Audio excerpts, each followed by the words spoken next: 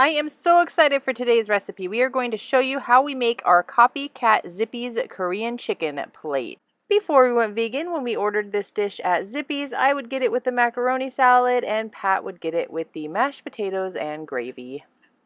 You're going to prep your tofu by putting it in the freezer. We just buy the extra firm tofu and we put the entire package in the freezer. Then we set it out to defrost, put it back in the freezer, and then set it out to defrost again.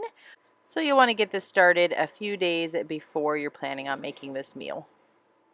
One package usually feeds the two of us, and we probably eat way too much. You can easily double or triple this recipe.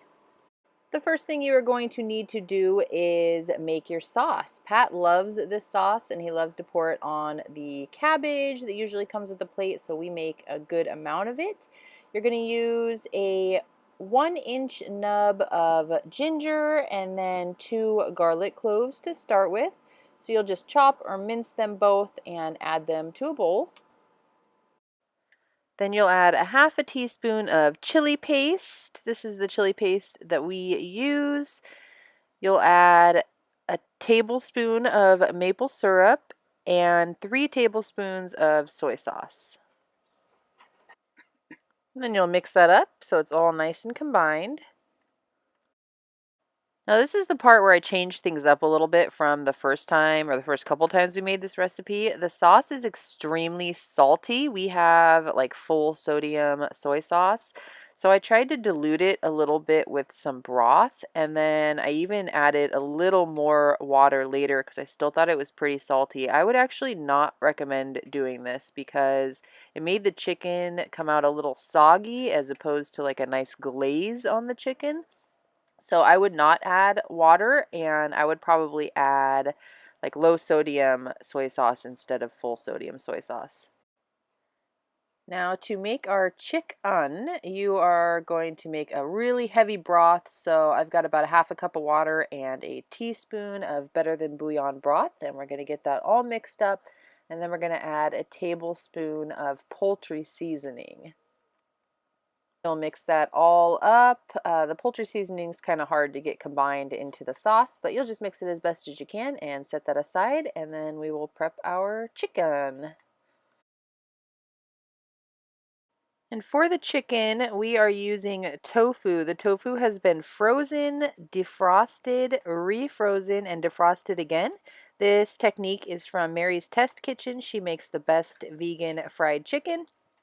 Once it's done defrosting for the second time, you're going to break the tofu brick up into quarters, and you're just going to squeeze out as much of the liquid as you can. The tofu will be a little firmer and it'll stick together a little bit easier than before you've frozen it and defrosted it, so you can just squeeze it out kind of like a sponge. Once you've got all your pieces squeezed out, you are going to start breaking them up into little bite-sized chicken pieces and putting them in the broth mixture. Once you get all your pieces in the broth, you're just going to kind of squeeze down and let each piece soak up some of the broth. So I mix it around a little bit and I just squeeze and let it soak up all the broth. My camera wasn't filming, but I've got a 1/4 cup of flour, a 1/4 cup of cornstarch, 2 teaspoons of paprika, and then we're going to add 1 teaspoon of garlic powder. Then I'm just using a fork to get all those seasonings combined, and then we're going to take our broth-filled chicken pieces and squeeze them out just a little bit. You don't want them to be dripping wet, and we're going to dredge them in our flour cornstarch mixture. Now if you do get some breaking apart, you can use the cornstarch as kind of a glue. So you'll just sort of coat it in cornstarch and kind of squeeze the pieces together, and then the liquid and the cornstarch will make sort of a glue. You got to be gentle with it, but it'll help combine some smaller pieces together like I just did in that corner. On a stove, you can have a pot of oil. If you have a deep fryer, that's great. I just used a pot, and I use the wooden spoon method. So when it's nice and ready and you put the end of a wooden spoon in, you'll see all the bubbles forming. That means that the oil is ready. And then as I go to put the chicken pieces in the oil, I'm just going to dredge them one more time in the flour mixture. I've added a little more flour to that mixture that I had before, which is fine that it'll be a little bit diluted in seasoning, but I just want them to be coated twice.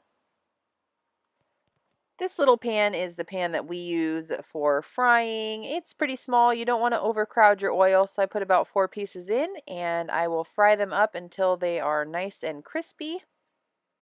I set them on a wire rack just to drain off any excess oil while I get the next batch of chicken pieces frying, and then once I got that batch in, I will immediately put these pieces into the sauce to coat them.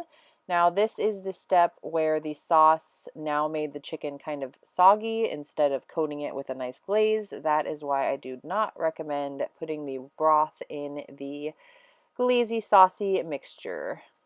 Once they're coated in the sauce, you just set them in a bowl until you've got all of your pieces coated, and next up is plating. This particular day we had our Korean chicken with some mashed potatoes and gravy. We just made like a mushroom gravy, and then Pat's favorite part is making sure to pour some of that sauce on the raw cabbage. So that's not cooked cabbage, just raw, and the sauce will kind of turn it into a nice kind of coleslaw. It'll break it down just a little bit. So that's how we like to eat our Korean chicken. I really hope you guys enjoyed this recipe. Let me know if you try it out. It is delicious. It is definitely one of Pat's favorites. Thank you so much for watching, and we will see you in the next one. Bye!